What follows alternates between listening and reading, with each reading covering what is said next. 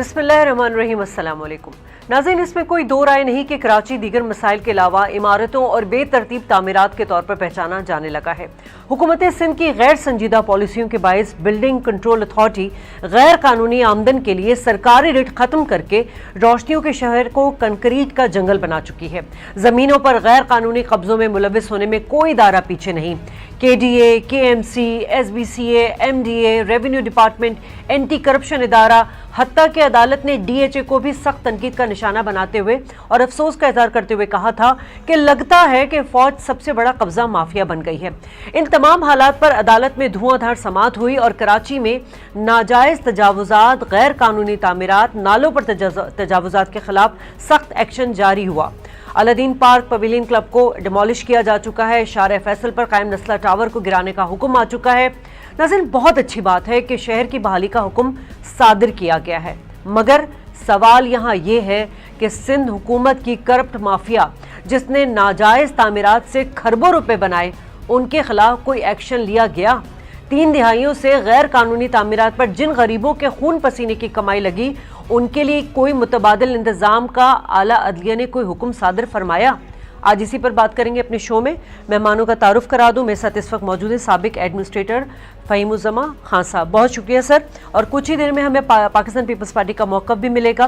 फ़हीम साहब, सर, हम बारहा तजावुज़ात पर, गैर कानूनी तामीरात पर प्रोग्राम्स कर चुके हैं, उन लोगों की निशानदेही, उन इदारों की निशानदेही कर चुके हैं, आला अदलिया से पहले भी हुक्म सादर फरमा चुकी है, मगर सर नो गो एरिया तो वैसे का वैसे ही मौजूद है, तामीरात वैसी ही होती जा रही हैं। इस बार आपको क्या नया नजर आ रहा है सर? देखिए, एक तो फर्क ये पेश आया है कि पाकिस्तान में एक बहुत ही रोबस्ट मीडिया है इस वक्त। टेलीविजन चैनल्स हैं, अखबार हैं, ऑनलाइन मीडिया मौजूद है, जो कि किसी भी रियासत का चौथा सतून कहलाती है। उसके अलावा सोशल मीडिया बहुत एक्टिव है। अच्छा, देखिए, आपने सुप्रीम कोर्ट की बात की, मैं ये बात बारहा दोहरा चुका हूँ कि जस्टिस गुलजार अहमद साहब खुद बुनियादी तौर पे कराची आई है, यहीं पढ़ा, यहीं लॉ किया, यहीं वकालत प्रैक्टिस की, यहीं हाई कोर्ट ज्वाइन किया और यहीं से फिर सुप्रीम कोर्ट में एलिवेट हुए। तो वो कराची को मुझसे और आपसे बेहतर जानते हैं। ठीक है, ये सिर्फ जस्टिस गुलजार के लिए नहीं, जस्टिस मकबूल बाकर साहब, जस्टिस सज्जाद अली शाह साहब, जस्टिस फैसल अरब साहब, जस्टिस मुनीब अख्तर साहब, बहुत सारे जजेस जो हैं इस वक्त सुप्रीम कोर्ट में कराची से हैं, सिंध हाई कोर्ट में बेसिकली प्रैक्टिस ही कराची में। तो जजेस ये जानते हैं, ठीक है, कि यहाँ पर क्या हो रहा है। तो उनको मुझसे और आपसे सीखने की जरूरत नहीं। मेरी और आपकी जो जिम्मेदारी बनती है वो फैक्ट्स को पब्लिक रिकॉर्ड पे रखने की जरूरत है, ताकि लोगों को समझ आए। इस वक्त चीफ जस्टिस को और सुप्रीम कोर्ट को, यानी कि कोर्ट्स को, जुडिशरी को एक मॉन्स्टर बना के सोशल मीडिया पे वेस्टेड इंटरेस्ट पेश कर रहा है, जबकि ऐसी बात है नहीं। देखिए, लोगों ने इस मुल्क में जो खुदा का खौफ है तो बहुत पहले तर्क कर दिया था। अब कुछ थोड़ा सा कानून का खौफ रह गया था, वो भी तर्क हो गया। तो जब तक दोबारा से अल्लाह का और कानून का खौफ दोबारा लोगों के दिल में नहीं जागेगा, तो ये जो बुराइयां जिनकी तरफ आपने निशानदेही की है, ये इसी तरह से चलते रहेंगे। देखिए, आपने अभी बात की नस्ला टावर की। देखिए, नस्ला टावर में या रेलवे की जो आबादी जो दे दी गई है, देखिए, किसी भी मतलब शहर में मैं अपना जाती घर बनाने जाता हूँ या मैं कोई बिल्डिंग बनाना चाहता हूँ, मैं पहले उसके एक बिल्डिंग प्लान जो है बिल्डिंग कंट्रोल अथॉरिटी में सबमिट करता हूँ। ठीक है। तो बिल्डिंग कंट्रोल अथॉरिटी 2 काम करती है। एक तो जो लोन, जो भी लैंड ओनिंग एजेंसी है, उसको वो कागज भेजती है कि भाई ये चेक करो कि ये जमीन सही गवानसात की है कि नहीं है, चाहे वो बोर्ड ऑफ रेवेन्यू हो, चाहे वो कंटोनमेंट बोर्ड हो, चाहे रेलवे हो, बोर्ड ऑफ रेवेन्यू हो, KMC, KDA, जो भी है, वो उनको भेजती है कंफर्मेशन के लिए। दूसरी चीज वो देखती है कि जैसे शार फैसल है, यहाँ पे 1:6 का रेशो अलाउड है, यानी कि अगर 1 एकड़ का प्लॉट अगर 4840 गज, उसको आप चाहे वो कर दीजिए, 36,000 स्क्वायर फीट जो है अलाउबल एरिया है।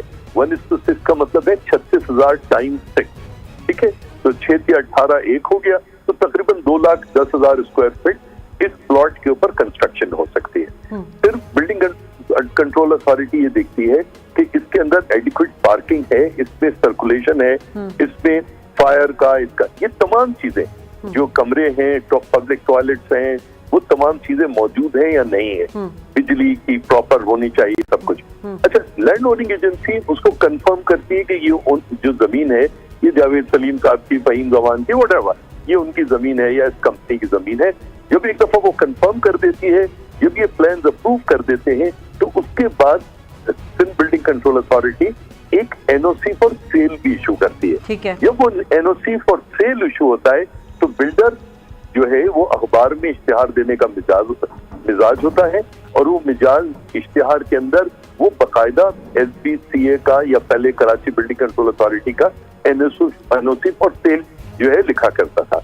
अब अगर आम आदमी, वो तो बेचारा ही तमाम वो नहीं जानता, वो तो ये जानता है कि ये बिल्डिंग है जो कि अप्रूव्ड प्लान्स है, जिसको permission to sell Sindh building control authority ने या कराची बिल्डिंग कंट्रोल अथॉरिटी ने दे दी है, और उसका एनओसी ऑफ सेल मौजूद है। ठीक है। उसकी कोई गलती नहीं है।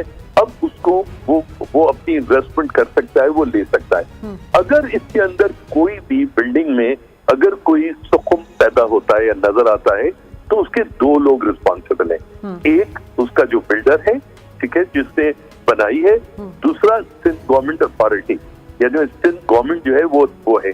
अगर नस्ला टावर टूटता है तो तमाम मुतासरीन जिन्होंने इन्वेस्टमेंट की थी उनको वो पैसे वापस मिलने चाहिए। ये गवर्नमेंट ऑफ सिंध की जिम्मेदारी बनती है। तो फहीम साहब, 2018 में भी हमने देखा था कि तजावुजात के खिलाफ ऑपरेशन हुआ था, वसीम साहब भी थे उस वक्त, और सिंध हुकूमत भी बड़ी एक्टिव हो गई थी और अदालत के हुक्म पर ये सारे काम हो रहे थे। उस वक्त भी जो मुतासरीन थी उनको कंपनसेट नहीं किया गया था। इस बार भी अदालत उज़्मा ने, बहुत अच्छी बात है, मैं तो कहती हूँ कि शहर से ये कंक्रीट का जाल ख़त्म होना चाहिए, लेकिन सर ये पुलों के नीचे से पानी गुजर चुका है। ये 30-30 साल, 40-40 साल पुराने जो जैसे अभी अलादीन पार्क है, सर आप उस वक्त वहाँ पे एडमिनिस्ट्रेटर थे, 1995 में मुआहदा हुआ, क्या था और क्या बन गया। और उस वक्त मैंने आपका वो इंटरव्यू भी सुना जिसमें आपने कहा कि वहाँ पे लोगों को लाके बिठा दिया गया था, वहाँ पे पुलिस भी आ गई थी, रेंजर्स तक का आपने नाम लिया था सर। तो ये तो फिर समझे ना कि ये फ्रंट मैन, मिडिल मैन, ये कब्जा माफिया, ये इनका तो कुछ नहीं गया तो गरीब आवाम का गया सर। नहीं, देखिए इस वक्त हमारे कराची शहर में, सिंध में या पाकिस्तान में जो कुछ भी हो रहा है, वो बहैसियत कौम, बहैसियत मुल्क, बहैसियत शहर हमारी मैच्योरिटी के लेवल को आइडेंटिफाई करता है। देखिए, आपने जितनी चीजें की, चाहे अलादीन पार्क हो, चाहे नस्ला टावर हो या कोई और जगह हो, इसमें जिसने भी परमिशन दी है, जिसने भी बनाया है, वो सारी की सारी चीजें ऑन पेपर, ऑन फाइल मौजूद है। फाइलें गायब नहीं हो जाती। अगर फाइलें गायब हो जाती है तो सिंध बिल्डिंग कंट्रोल अथॉरिटी और बिल्डर्स रिस्पॉन्सिबल है। आप जब तक, अगर अलादीन पार्क में दुकान, देखिए अलादीन पार्क की सारी बातें आप छोड़ दीजिए, 25 साल के लिए उनको अग्रीमेंट के तहत अम्यूजमेंट पार्क बनाने की लीज दी गई थी। ठीक। वो 1995 से 2020 में 2021 में खत्म हो गई। अगर उन्होंने दुकानें बेची हैं जो जारी और सारी थी, अगर वो पिछले साल या इस साल दुकानें बेच रहे थे, तो आप मुझे बताइए उसमें केस थी किस तरह से। मैं कह रहा हूँ वहां पर तो दुकानें होनी नहीं चाहिए थी। हमने एक दुकान बनाने की परमिशन नहीं दी थी। हमने अम्यूजमेंट पार्क के लिए स्पेसिफिकली वो जमीन जिसमें से 66% एरिया ओपन होना था, 34% के अंदर राइड्स लगनी थी, स्लाइड्स लगनी थी, फेरस व्हील्स लगने थे, एडमिनिस्ट्रेशन ब्लॉक बनना था, उसके अंदर मर्चेंडाइजिंग आउटलेट्स यानी टेडी बियर बिक रहा है, कोक बिक रही है, सैंडविचेस बिक, ये तमाम चीजें थी। अगर उसको वायलेट किया गया है, मैं सुप्रीम कोर्ट से सिर्फ और सिर्फ रिक्वेस्ट कर सकता हूं कि रजिस्ट्रार और 2 अच्छे वकला के साथ या 2 सेशन जजेस को उन फाइलों को पढ़ लीजिए, रिस्पॉन्सिबिलिटी आयद कीजिए, उसके बाद उसको FIA को, एंटी करप्शन को, नैब को भेज दी कि ये हमारी फाइंडिंग है, इनको रिकन्फर्म करो। 30 दिन का टाइम दे दे, उसके बाद फ़हीम ज़मान ने अगर कोई गलत काम किया, फ़हीम ज़मान को एम्प्रेस मार्केट के सामने सर, आप समझते हैं कि ये जो फ्रंटमैन का किरदार जिन लोगों ने अदा किया है, जो सिंध हुकूमत की करप्ट माफिया जो है सिंध हुकूमत के अंडर काम करती रही है, या सिंध हुकूमत ने उनको ईज किया है या उनको अकोमोडेट किया है किसी भी तरह से, वो तो मुल्क छोड़ के भाग गए ना सर? नहीं, देखिए पहली बात तो मैं बताऊं, सिंध गवर्नमेंट कोई मुंजमद चीज नहीं है। देखिए, सिंध गवर्नमेंट जिसका मैं हिस्सा था, अब्दुल्ला शाह साहब, मैं ही समझता हूँ पिछले 50-60 साल में उससे बेहतर चीफ मिनिस्टर इस सूबे ने नहीं देखा। मैंने उस शख्स के साथ काम किया, आज वो जिंदा नहीं है। ठीक है, मैंने वो अपने आप को, जब मेरी उनके साथ कोई बहस मुबाहिसा होता था तो वो मुझे क्या करते थे कि फ़हीम ज़मान, मैं तुमसे ज्यादा पुराना कराचीआइट हूँ, मैंने कराची शहर में, मैं एक लोअर मिडिल क्लास आदमी हूँ, मैंने सदर की गलियों में वकालत की है और मैं इंतहाई ईमानदारी से मैं 10 किस्से आपको उनकी गिनवा सकता हूँ, मगर इस वक्त उसका काम नहीं है। मगर देखिए, जब हम चले गए 96 में पीपल्स पार्टी की गवर्नमेंट चली गई, ये जो दुकानें 400 दुकानें 600 दुकानें बनी, उसके बाद अक्टूबर 99 तक जो सिंध गवर्नमेंट थी, नवाज शरीफ साहब और फेडरल गवर्नमेंट थी, यहाँ पर फारूक सत्तार साहब सीनियर मिनिस्टर थे, लोकल गवर्नमेंट उनके मातहत थी।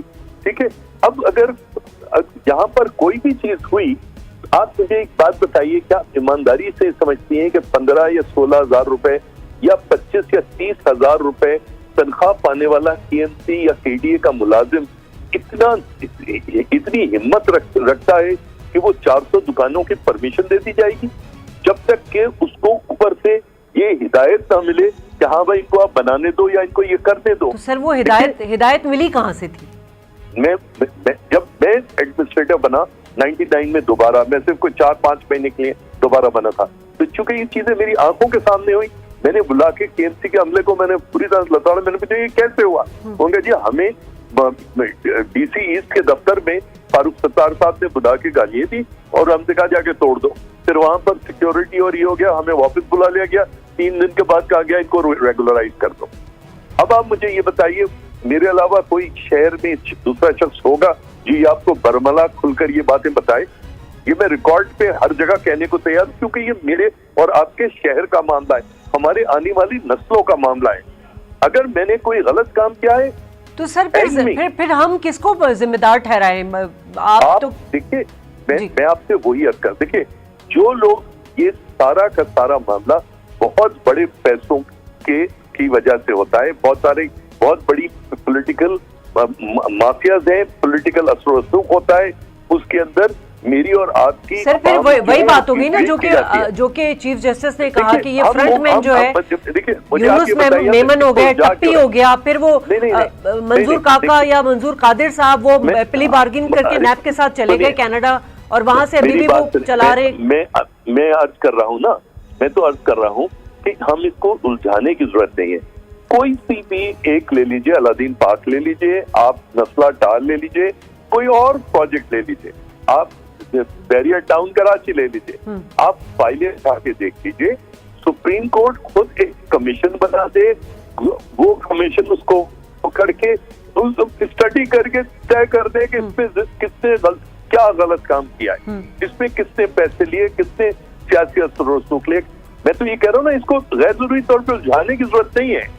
इसके ऊपर अगर बिल्डिंगें तोड़वाई जा रही हैं तो नेक्स्ट स्टेप ये होना चाहिए कि रिस्पॉन्सिबिलिटी। लेकिन सर बात तो वही आ जाती है ना फ़हीम साहब के, ये जो गैर कानूनी अलॉटमेंट है या गैर कानूनी लीज है, ये तो इदारों की ही तरफ से हुआ ना, और इदारों की सुपरवाइज जो है वो सिंध हुकूमत है सर। ताने बाने तो फिर आप कह रहे हैं ना पॉलिटिकली कोई इन्फ्लुएंस रहा है इसमें।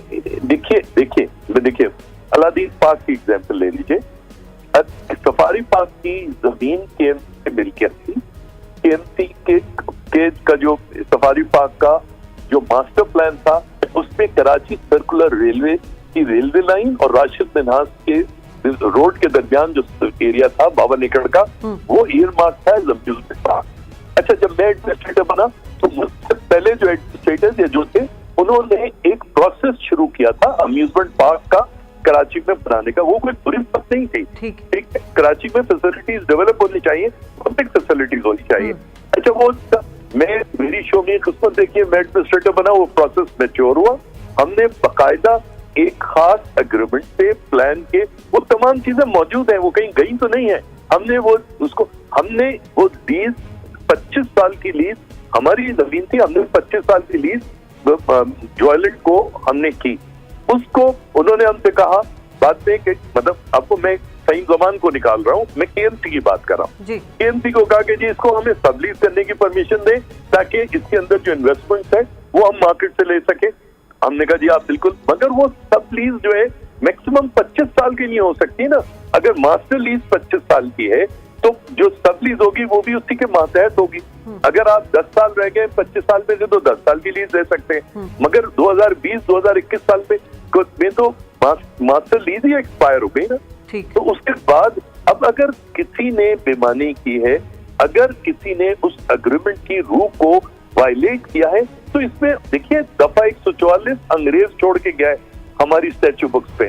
आप अगर आज भी इस्तेमाल करते, तमाम कवानीन मौजूद है। पिछले 75 साल में हमने कवानीन को बेहतर किया है। आप इन्फोर्स कीजिए कवानीन को। हमारी, मेरी, आपकी हैसियत शहरी, मीडिया, जर्नलिस्ट, हमारी ये जिम्मेदारी बनती है कि हम ये वो करें, हम डिमांड करें कि भाई इन चीजों को अप्लाई करो। अगर अलादीन पार्क में लोगों ने दुकानें खरीदी थी तो जिसने दुकानें बना के उनको बेची उससे वो पैसे वापस करवाइए। ये कोई मामूली लोग तो नहीं है जिन्होंने अलादीन पार्क बनाया। तो सर ये एग्जीक्यूट कराएगा कौन सर? यही तो मामला है सारा। मैं आपको वही कह रहा हूँ ना, अगर सुप्रीम कोर्ट अगर तोड़वा सकती है तो सुप्रीम कोर्ट एक कमीशन भी बना सकती है। बिल्कुल, मेरा यही पॉइंट था। मैंने यही बात अपने इंट्रो में भी की थी। तो सर अभी ये जो दिल्ली कॉलोनी कह रहे हैं कि ये पूरा जो है गैर कानूनी है पूरी कॉलोनी, अब इसको अगर हटाया जाए या गुजर नाले नहीं दिल्ली कॉलोनी को नहीं कह रहे, दिल्ली कॉलोनी के साथ तो 8-10 मंजिला बिल्डिंगें बन गई हैं। अच्छा सर, ये जो गुजर नाले और औरंगी नाले की सफाई आज कल हमने स्टेटमेंट देखा था, रिमार्क्स देखे थे, उसको जो है वो रोकने की कोशिश की जा रही थी। तो सर ये कैसे होगा? मतलब गुजर नाले के ऊपर इतनी इंक्रोचमेंट है। नहीं, देखिए बिल्कुल नहीं है। मैं फिर कह रहा हूँ कि चीजों को ठोस उसमें बात। अच्छा, गुजर नाला और औरंगी नाला दोनों को मिला के इनका सर्वे किया एलडी, 5400 घर कह लीजिए, फैमिलीज कह लीजिए, उन्होंने आइडेंटिफाई की। देखिए इंक्रीमेंटल हाउसिंग पहले 80 गज का प्लॉट होता था। लियारी एक्सप्रेस पे शुरू करने वाला मैं शख्स हूँ। मैंने सबसे पहले लियारी नदी में जो कमर्शियल अलॉटमेंट वो इंक्रोचमेंट थी, मैंने बुलडोजर पर बैठ के गिराई थी बैक इन 95-96। ठीक है, उसके बाद वो एक सिलसिला शुरू हुआ, उसका सर्वे किया, उस सर्वे में FWO, उसमें KMC, उसमें बहुत सारी, और फिर उसके बाद लियारी एक्सप्रेसवे रीसेटमेंट प्रोजेक्ट बना। शफीक पराचा साहब जो कराची के कमिश्नर भी रहे, वो उनके प्रोजेक्ट डायरेक्टर बने। उसमें जो लोग रह रहे थे लियारी नदी में, उनको 80 गज के प्लॉट्स दिए गए। वो लोग बहुत खुश है, उन साथ में 50,000 रुपए दिए गए। वो लोग बहुत खुश है। आज उनके प्लॉट्स की कमर्शियल वैल्यू 8-10 लाख रुपए है। उनको उन्होंने अपने घर भी बनाए। पहले वो नदी नाले में हेपेटाइटिस बी और कचरे में थे, आज उनको साफ सुथरी जिंदगी मिली। 5,700 को अगर आप 120 गज के हिसाब से भी देंगे तो ये ज्यादा से ज्यादा 200-300 एकड़ होगा। ये तो कोई रकबा ही नहीं है ना। कराची 3,557 स्क्वायर किलोमीटर है, 754 स्क्वायर किलोमीटर जो है अर्बन एरिया है। गवर्नमेंट ऑफ सिंध के पास बेइंतहा जमीन मौजूद है इन अर्बन एरियाज में, सुरजानी, तहसर, बहुत सारी जगहों पे जमीन मौजूद है। आप इन विचारों को दे दीजिए। गवर्नमेंट ऑफ फेडरल गवर्नमेंट ने नाले साफ करने के लिए, इंक्रोचेस के लिए जो है 90,000 रुपए के हिसाब से हर 6 महीने पे 2 साल का किराया दिया। वो पैसे जो है तकरीबन 3,60,000 रुपए बने। आप उन्हें वो 3,60,000 रुपए दीजिए, 120 गज का प्लान दे दीजिए, 200-300 एकड़ जमीन नहीं बनती। मैं फ्री में उसकी टाउन प्लानिंग करा देता हूँ। आरिफ हसन साहब से कहता हूँ, डॉक्टर नोमान से कहता हूँ करा देता हूँ, आप जमीन दे दीजिए, हम करवा देते हैं। तो इसमें प्रॉब्लम क्या है? देखिए अंग्रेजी का इसमें प्रॉब्लम तो नियत का है ना फहीम साहब जी। तो भाई उस नियत को कीजिए ना, उस नियत को आप कहिए, आप लोगों को आप अच्छा, आपने भी बात की और मैंने भी यही बात की थी अपने इंट्रो में कि सुप्रीम कोर्ट को एक ऐसा हुक्म भी सादर फरमाना चाहिए कि इन जो फैमिलीज़ हैं जो मुतासरीन हैं इनको कंपनसेट करें।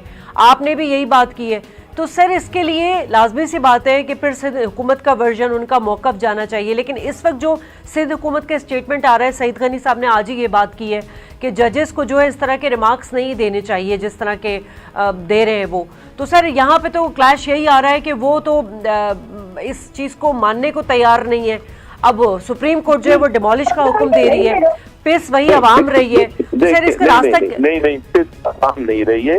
देखिए मैं वही अर्ज कर रहा था, आपने मेरी बात बीच में उचक ली।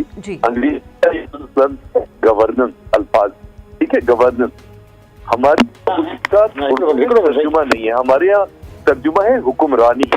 मसला ये है कि जब तक लफ्ज गवर्नेंस को आप ट्रांसलेट नहीं करेंगे उर्दू में, यहाँ पर वो मिजाज नहीं बनेगा। यहाँ पर हुक्मरान है, हुक्म करते हैं। 2.5 करोड़ रुपए की लैंड क्रूजर, उनकी गाड़ियां, ये सब ली जाती है। हम फेलियर जो है वो गवर्नेंस का, सईद गनी साहब के या फैज़ साहब के कहने का क्या फर्क पड़ता है? ठीक है फ़हीम साहब, मुझे यहाँ ब्रेक लेनी है सर, ब्रेक के बाद मैं गुफ्तगू के सिलसिले को जारी रखूंगी। News, entertainment and infotainment, web series, documentary, Pakistan का सबसे बड़ा web TV Faiz network, Faiz सबके लिए।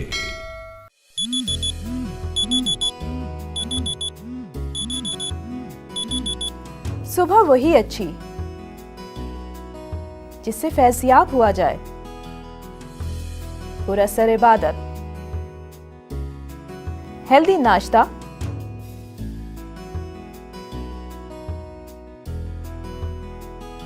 थोड़ी सी एक्सरसाइज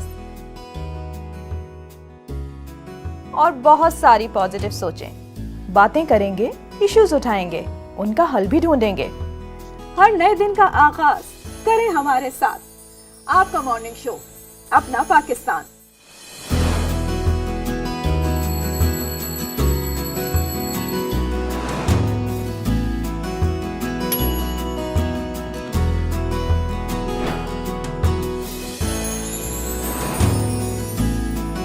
देखिए अपना पाकिस्तान पीर से जुमा सुबह 11:10 पर सिर्फ फैज न्यूज पर।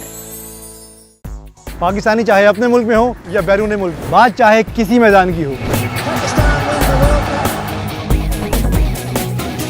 तिजारत, सफारत, सियासत, खेल, सकाफत और फन, और हर फील्ड में जिन्होंने मनवाया अपना लोहा। और मैं मिला रहा हूं ऐसे अचीवर से जो है पाकिस्तान की शान और हमारी जान। मैं हूं अली सलमान अंजन और आप देखेंगे achiever show only on Faiz TV. देखिए प्रोग्राम अचीवर्स हर मंगल की रात 9:30 पर।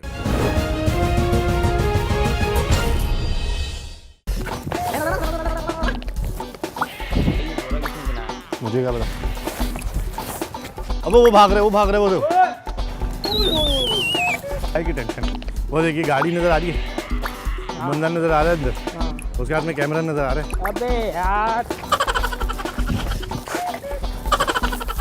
वो देखो सामने कैमरा लगा है, मजाक कर रहे थे, हाथ चला दे। कैसा मजाक है भाई? इधर ही बैठा हूँ, पिनाओ बोरा पिनाओ, आ जाओ।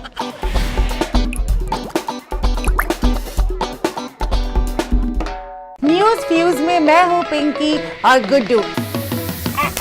ये हैं सियासी बच्चे, उनके हैं ये बच्चे, लेकिन हमारी मुझको धोना नहीं देती ना। Very good. सियासी चेहरे हैं सारे पर्दे। शरारत नहीं, अवाम लोड शेडिंग से परेशान। तिल मिल लिखवाना नहीं, वो हमारे नाना नहीं। इसे कहते हैं सियासी हाथ की सफाई। चौधरी शिदात को विलन का रोल दिया जाए तो फिर क्या होगा? आहिस्ता। ये हैं सियासी बच्चे, सबकी सालगिरह मनाते। Happy birthday Sheikh Rashid uncle.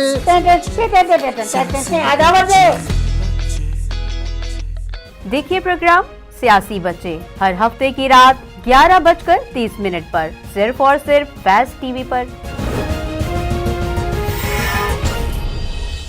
मैं हूं आपकी मेज़बान नाज़ी अली। शाम फैज़ आपका पसंदीदा प्रोग्राम है और उसमें आपकी मुलाकात करवाते हैं आपके पसंदीदा मेहमानों से। शरारती तो मैं बहुत ज़्यादा ही था, टीचरों को धमकियाँ देता था। अच्छा, ये बड़ी मज़ेदार बात है। नहीं नखरे कुछ ऐसे नहीं होते। हॉकी भी खेलनी है तो फुटबॉल भी खेलना है। पर मेरा कोई इंटरेस्ट नहीं था। छोटे भी बहुत खाता था। तो छोटे होकर भी शरारती नहीं थे? कोई फिल्मी किस्सा तो मैं सुनूंगी। जी पाकिस्तानी जी फाइटर्स हैं। सर ये मेरी टीम की तरफ से और मेरी तरफ से आपके लिए है।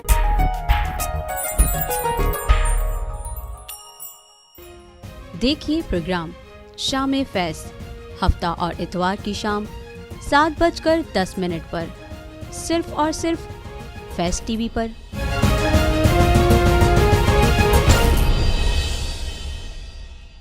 मेरा मुतालबा गुर्बत, भूख, मेरा मुतालबा अफलास, महंगाई, मेरा मुतालबा कराची में एक तरफ खौफ, मेरा मुतालबा डर, अदम इत्मीनान, मेरा मुतालबा और हाकिम बाला से कौन मनवाएगा आपके मुतालिबा।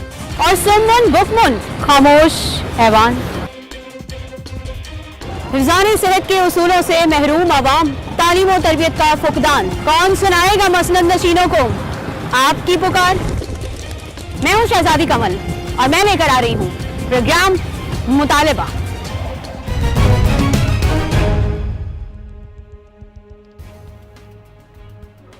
प्रोग्राम में एक बार फिर खुश आमदीद। मेरे मोअज़्ज़ज़ मेहमान ने मुझे ज्वाइन कर लिया। पाकिस्तान पीपल्स पार्टी से आपका ताल्लुक है, सिद्दीक अकबर साहब, बहुत शुक्रिया सर आपका।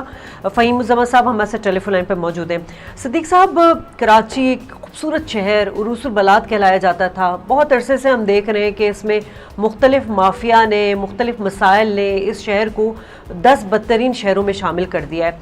सर वजह क्या रही कि इतने अरसे से गैर कानूनी तामीरात होती रहीं, तजावुज़ात ख़त्म नहीं हो सके। सिंध हुकूमत जो है हर बार वोट भी लेती है, जीतती भी है, लेकिन उसके बावजूद उन्हीं की हुकूमत में ये सारे मसाइल हैं। बिस्मिल्लाहिर्रहमानिर्रहीम, बहुत शुक्रिया। असल में कराची शहर यकीनन पाकिस्तान की माशी शहरक है और रोशनियों का ये शहर न जाने आज से 3 दहाई पहले किस की नज़र लग गई शहर को कि हम जो है मुसलसल पस्ती की तरफ चलते गए। दुनिया तरक्की करती गई और हम जो है पस्ती की तरफ चलते रहे। और आपका जो सवाल है कि जी इसकी वजह, सबसे बड़ी वजह लॉलेसनेस है, लाकानूनियत की इंतहा हो गई।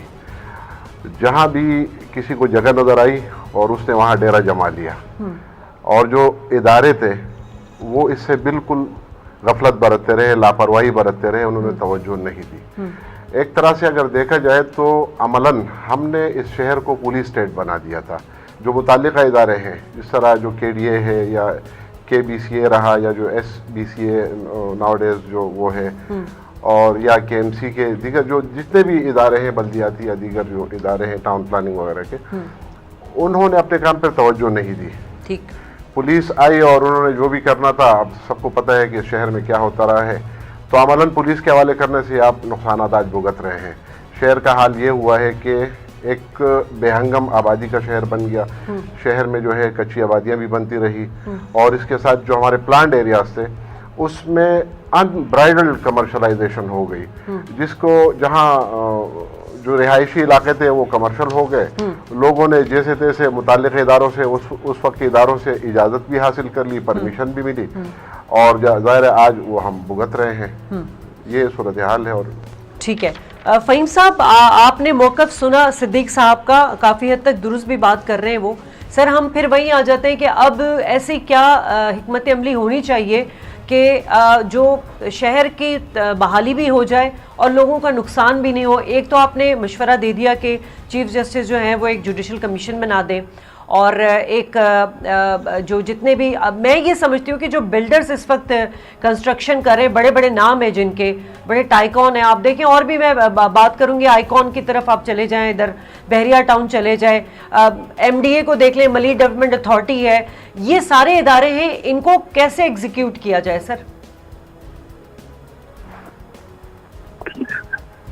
पहले तो मैं सिद्दीक साहब की बात के ऊपर एक तबसरा जरूर करना चाहूंगा। जी, सही है कि कराची में पिछले 35 साल से जबरदस्त लाकानूनियत फैली, मगर पिछले यानी 2008 से 2011 आज 12-13 साल होने को आ गए, वो तो हमारी पीपल्स पार्टी की हुकूमत है ना। अब जिस तरह से लोग कहते हैं इमरान खान की बात होती है कि महंगाई, वो इमरान पीटीआई कहती है कि जी ये पिछले कर गए, तो हम कहते हैं भाई पिछले आप 3 साल से आप वजीर आजम हो, आप अगर आप नहीं कर सकते थे तो फिर क्यों आज हुक्मरानी कर रहे हो। इसी तरह से पाकिस्तान पीपल्स पार्टी अब ये नहीं कह सकती कि 13 साल से कॉन्टिन्यूसली हुकूमत में रहने के बाद कि वो जो है पीछे वाले कर गए। अगर पीछे वाले कर गए तो फिर भाई आप अगर आप उसको दुरुस्त नहीं कर सकते तो दूसरों को मौका दीजिए। पहली एक बात तो ये हो गई। अच्छा देखिए, दूसरी बात जहां आपने बिल्डर्स की बात की या आपने उसकी की, देखिए कानून मौजूद है किसी भी जगह के लिए। देखिए हमारा कानून ये कहता है कि अगर कोई कच्ची आबादी डेवलप हो गई है, अगर लोग रह रहे हैं एक अरसेदार से, कानून ये कहता है कि मेरे घर में से 25 साल तक अगर एक पब्लिक का रास्ता हो तो मैं उसे गेट लगा के बंद नहीं कर सकता। ये ईजमेंट एक्ट है। इसी तरह से right to property, right to life, ये कहते हैं कि रियासत की जिम्मेदारी है कि लोगों को रहने के लिए रोटी कपड़ा और मकान दें, तालीम दें, सेहत दें। ठीक है, तो ये कहना कि जी अब हमारी अगर कोई कच्ची आबादी में रह रहा है, जो आप रीप्लान कीजिए। आप जैसे अगर मैंने पहले भी अर्ज किया था कि अगर गुजर नाले या औरंगी नाले को अगर साफ करने की जरूरत है तो भाई इसमें कौन सा बड़ा मसला है। आप अगर 5-5.5 हजार फैमिलीज को अगर आप दें, 4,840 गज का 1 एकड़ होता है, 120 गज के हिसाब से 20 मकान जो हैं वो बनते हैं 2400 गज में। अगर 50% भी आप अगर रख लें तो ये ज्यादा से ज्यादा 200 से 300 एकड़ जमीन की मार है भाई। आपके पास कई लाख एकड़ जमीन कराची में है। आपके लोग हैं ना, कहीं बाहर से तो नहीं आए। अगर बाहर से कहीं से आग भी गए तो इंसान है, उनको आप ही ने बसने की इजाजत दी ना। तो ये जो है अब मेरे ख्याल में एक अच्छा आर्ग्यूमेंट नहीं है कि हम क्या करें।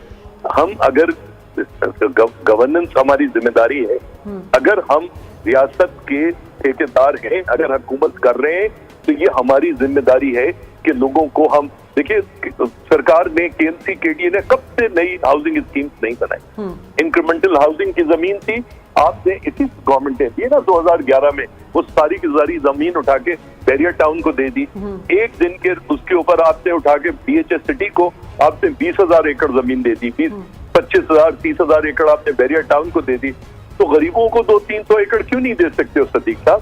कोई वजह तो होनी चाहिए ना। सही बात कर रहे हैं फहीम साहब के ये कंपनसेट करना नहीं, तो मैं तो देखिए ओरिजिनल पीपल्स पार्टी वालों में से हूँ। हम तो लाल किताबें और रोटी कपड़ा और मकान का नारा लगा के हम किसी सरमाएदार से हमारी दोस्ती नहीं थी। हम तो अब अवामुन नास की जियाउल हक के दौर में हम यहाँ पर फौजी हुकूमत में अपनी गर्दन पटरी पे रखते थे। आज क्या हुआ है? आज ये वही पीपल्स पार्टी है ना जो अवाम का वो भरती थी। आज क्या हुआ है आपके जी? इसमें फहीम साहब आप बिल्कुल आपकी बात से इत्तेफाक करते हुए मैं आप ही की बात लेके आगे बढ़ूंगा। आप हमारा हिस्सा हैं, रहे भी हैं और जिम्मेदारियों पे भी आप रहे हैं और शहर का इंतज़ाम भी आप चलाते रहे हैं। मैं सिर्फ इतना कहूँगा कि सिंध गवर्नमेंट को शायद कोई तारुज़ नहीं है कि वो लोगों को कंपेंसेट करे। पीपल्स पार्टी का हमेशा से विज़न ये रहा है, हमारा मोटो ये रहा है कि हम आम लोगों को कंपेंसेट करें और उन लोगों को फैसिलिटेट करें एट देयर डोर स्टेप्स, और इसकी कोशिश की जाती रही है। माजी के हालात से आप मेरा ख्याल है पूरी तरह बाखबर रहे हैं कि किस तरह हमें जो है रेकन्सिलिएशन के नाम पे या मुख्तलिफ देखें जिस तरह मोहतरमा ने कहा कि माफियाज तो हर डिपार्टमेंट में भी सरगर्म अमल हैं और उनसे छुटकारा पाना यकीनन हम सब की जिम्मेदारी है कि ऐसे लोगों को हम वहाँ तक ले जाए कि इनको हम बिल्कुल नेस्त नाबूद कर दें। और सुप्रीम कोर्ट के फैसलों में देखिए, यहाँ हर चीज़ में सुप्रीम कोर्ट आ जाती है। रेलवे के ज़मीनों पे अगर लोग बैठे हुए हैं तो बहुत सारी ज़मीनों पे तो लोगों के पास अलॉटमेंट्स भी है। अगर कोई चीज़ रेगुलर हो सकती है आप बड़े माजरत के साथ में छोटा मुँह बड़ी बात हो जाती है कि आप बनीगाला को रेगुलराइज कर देते हैं, मतलब एट वन स्ट्रोक पेन आपने कर दिया कि जी वो रेगुलराइज हो गया, और उसके करीब करीब में वो जंगलात आपने आबाद कर दिए, वो कीमती हो गए। और कराची शहर में आप इस पहलू को नज़रअंदाज कर देते हैं कि कंपेंसेशन का, लोगों की जो रिहेबिलिटेशन है, ये किसी भी ऑपरेशन का हिस्सा होता है। किसी भी महज़ब माशरे में कहीं भी दुनिया में अगर किसी को आप डिस्प्लेस करते हैं तो रिहेबिलिटेशन का पहले से सोचा जाता है, उनको रीअकोमोडेट करने का पहले सोचा जाता है।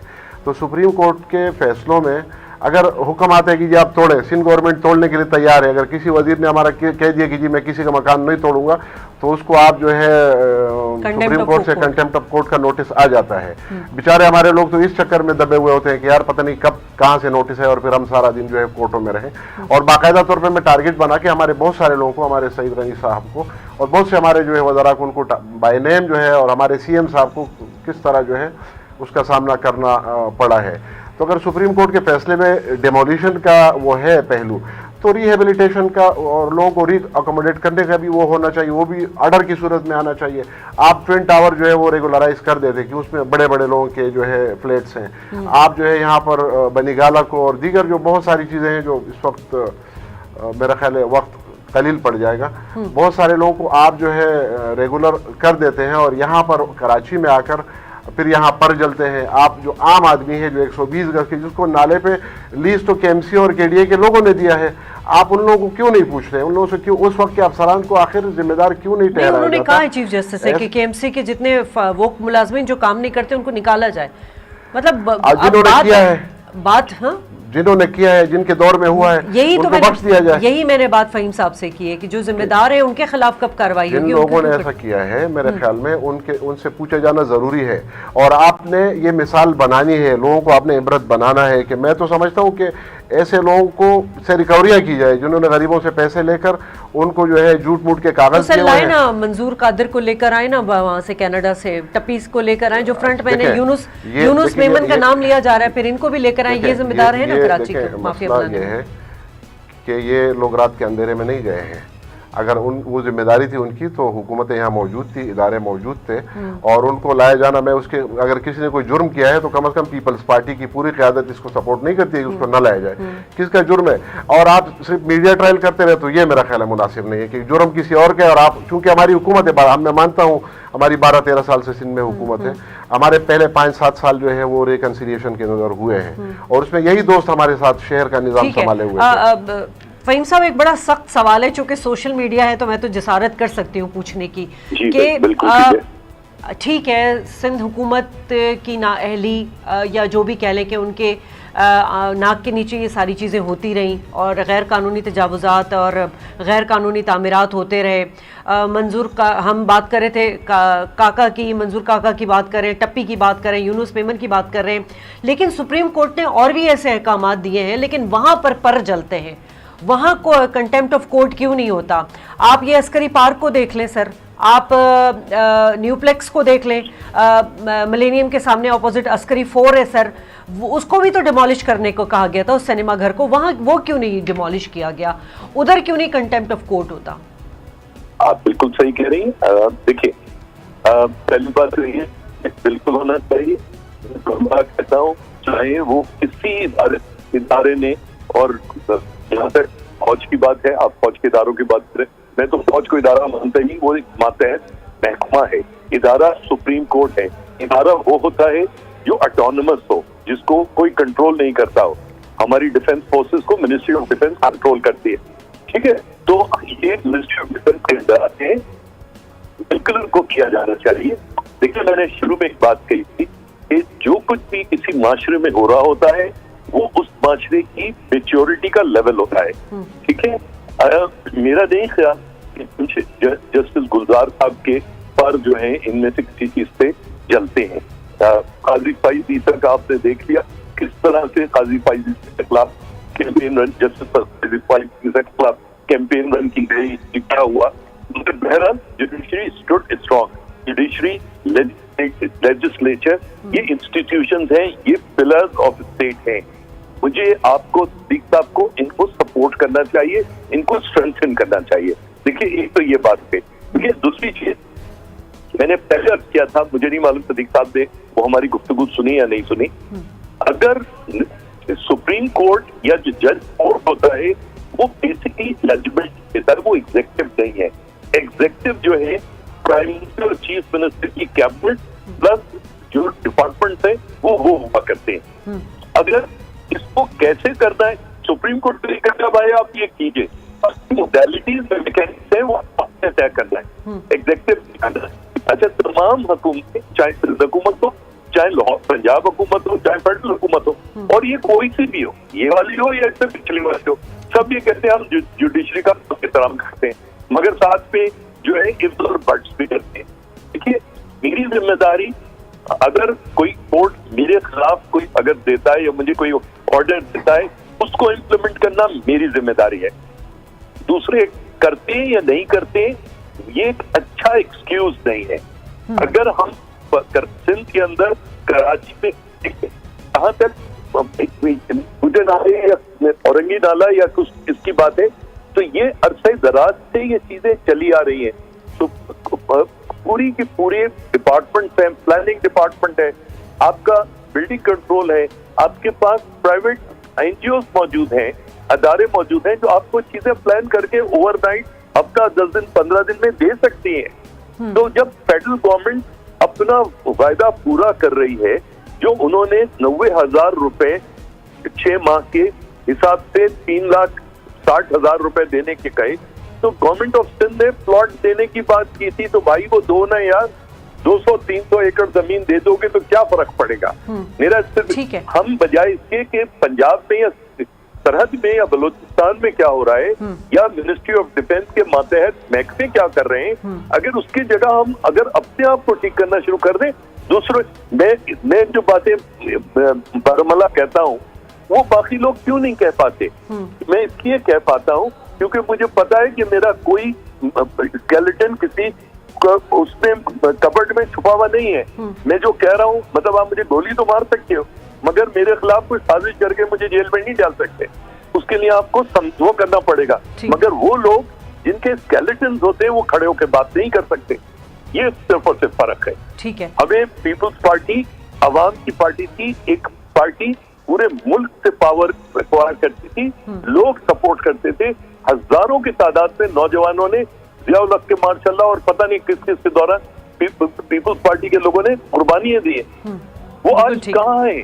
सही है, आपने पॉलिटिकल एक्टिविस्ट को करप्ट कर दिया, आज वो सिर्फ सफाइयां देते हैं। ठीक है सिद्दीक अकबर साहब, अब बात वही होती है कि आपने अभी बनीगाला की भी मिसाल दी, मैंने भी फ़ौज के ख़िलाफ़ बात की है कि जी उनकी भी बहुत सारी ऐसी मोनोपोली हमने देखी हैं, अहकामात भी होते हैं लेकिन उनको इम्प्लीमेंट नहीं कराया जा सकता और स्टेट नहीं करा पाती। लेकिन सर अब पॉलिटिकल माइलेज के अलावा हम क्या कर सकते हैं कि जो नुकसान होना था वो तो हो गया, जो फ्रंट मैन थे वो भी बाहर हैं, उनको लाना भी आप ही लोगों का काम है, उनको कटहरे में खड़ा करना भी, क्योंकि आपकी एग्जीक्यूशन है, आपकी हुकूमत है सूबे में, तो आपका ही काम है। लोगों को क्या कंपनसेट करने जा रहे हैं, क्या पीपल्स पार्टी कर रही है, सर थोड़ा इसके बारे में बता दें। सबसे पहले तो फ़हीम साहब से के सवाल का कि जी फौज मातहत इदारा है, यकीनन है, लेकिन क्या वो तस्लीम करने को तैयार है? जी जी नहीं है, महकमा है, यस डिपार्टमेंट है, एग्जैक्टली, आप यू आर एब्सोल्युटली राइट। मैं यही अर्ज कर रहा था कि वो मानने को तैयार नहीं है कि हम मिनिस्ट्री ऑफ डिफेंस के मातहत हैं। बहरहाल मतलब ये एक लंबी बहस है। मैं असल में पीपल्स पार्टी को शायद कोई एतराज़ नहीं है, हमें अल्हम्दुलिल्लाह हमारी क़यादत जो इस मामले में फयाज है कि उसमें गरीबों को अगर कंपनसेशन का मामला है और एक प्रॉपर चीज़ सामने आ जाए तो पीपल्स पार्टी इसके लिए इंशाल्लाह किसी पसो पेश से काम नहीं लेगी। पीपल्स पार्टी लोगों को कंपनसेट करने का इरादा भी रखती है, प्रोग्राम भी रखती है। मैंने जैसे अर्ज़ किया कि इसकी वजाहत जो है वो सुप्रीम कोर्ट के फैसलों में होनी चाहिए। अगर आप बाकी लोगों को बाउंड कर रहे हैं तो यहाँ भी एक सॉरी आई कांट हियर जी जी जी बोले आप बोले कि जो जैसे सुप्रीम कोर्ट अपने फैसलों में डिमोलिशन के लिए में पाबंद करती है, तो तो जो कंपेंसेशन है लोगों का या लोगों को रिहेबिलिटेट करने का मामला है, ये भी ब्लैक एंड वाइट में सुप्रीम कोर्ट के तफसीली फैसलों में या मुख्तसर जो फैसले करते हैं उसमें आ जाना चाहिए। और सिंध गवर्नमेंट अगर उसको ओबे न करे तो फिर सिंध गवर्नमेंट के खिलाफ आप बात जरूर करें, ये फिर हक बनता है। और जो मॉडलिटीज है, ठीक है, सुप्रीम कोर्ट ने एक फैसला कर दिया, बहुत सारी चीजें तय हो जाती है, हमें तो डायरेक्ट जो है निशाना बना दिया जाता है कि जी पीपल्स पार्टी कर रही है। शहर का इख्तियार हमारे पास कितना रहा, शहर के लोगों ने हम पे एतमाद कितना किया, ये एक सवाल है जो हमारा बनता है, शहर के लोगों से भी बनता है। शहर के लोग सारी एक गटर की जिम्मेदारी भी हमारे वजीर आला पे डाल देते हैं कि जी आप जो है गटर दे रहे हैं, कराची शहर का बुरा हाल है। कराची के बल्दियाती इदारों के जिम्मेदारों को जब इलेक्टेड चेयरमैन मौजूद थे तो लोग उनको नहीं कहते, हमारे एक इंतहाई शरीफ वजीर आला कायम अली शाह की तस्वीर बना के लगा देते थे कि जी वो ये गटर का ढकना नहीं है, यहाँ से पानी बह रहा है। तो जिस इदारे का काम है उसको आप उसको एड्रेस करना चाहिए या उससे कांटेक्ट किया जाना चाहिए। अब तो सीएम साहब के पास है ना ये सारी चीजें, अब तो उनके पास ही है ना। अब भी मिनिस्ट्री लोकल गवर्नमेंट के पास है ना, उसके एडमिनिस्ट्रेटर्स हैं। नहीं, एडमिनिस्ट्रेटर तो है, लेकिन मैं कह रही हूँ ये कचरा उठाने का काम है, वाटर बोर्ड का, बहुत सारे इदारे तो अभी अथॉरिटी कायम है जो पूरे सिंध में तो नहीं है, लेकिन जहाँ जहाँ है वहाँ से काम हो रहा है, जो अपने सॉलिड वेस्ट मैनेजमेंट वाले काम कर रहे हैं और बेहतर हो रहे हैं। जब इलेक्टेड चेयरमैन गए हैं, जब से जो शहर पे जो लोग थे, अब आप देखें बेहतर हुआ है, कम से कम मैं समझता हूँ to the extent of my area. मैं बिल्कुल सही कह रहा हूँ कि हमें बिल्कुल प्रॉपर सारी चीजें मिल रही हैं इस वक्त। अच्छा, कोई ऐसी मैं नहीं कहता हूँ कि जी कोई बहुत ज्यादा बेहतरी हो गई है, लेकिन कोशिश की जा रही है चीजों को जो है, और ये शहर के लोगों ने हमसे ताउन करना है। आप अगर हमसे रिजल्ट चाहते हैं ना तो हम पर एतमाद करके भी देखें। हमें सिर्फ आपने खाते में फिट किया कि जी आपके लोग भागे हुए, उनको ले आए, ये करे वो करे, इख्तियार आप किसी और को दे देते हैं। चले सिद्दीक अकबर साहब, बहुत शुक्रिया सर, आप तशरीफ लाए। फ़हीमुज़्ज़मा साहब, आपका बहुत शुक्रिया सर। नाज़रीन, कराची को असली शक्ल में बहाल करने की किसकी ख्वाहिश नहीं होगी, लेकिन जो मामलात ख़राब हो चुके हैं, गैर कानूनी तामीरात जितनी हो चुकी, लेकिन अब क्योंकि हमने पहले भी देखा है कि अदालत उज़्मा के इस हवाले से पहले भी ऑर्डर्स आ चुके हैं, पहले भी इंक्रोचमेंट पर एक्शन लिया जा चुका है, मगर कुछ अरसे के बाद हम देखते हैं कि फिर वही चीज़ें दोबारा शुरू हो जाती हैं। नुकसान सबसे ज़्यादा जिनका हो रहा है वो है अवाम, मतलब ख़ानदान रुल गए हैं, इंसानी अलमिया जो है वो जन्म नहीं लेना चाहिए। प्रोग्राम का इख्तिताम इसी पर करूँगी, अल्लाह ने के पास।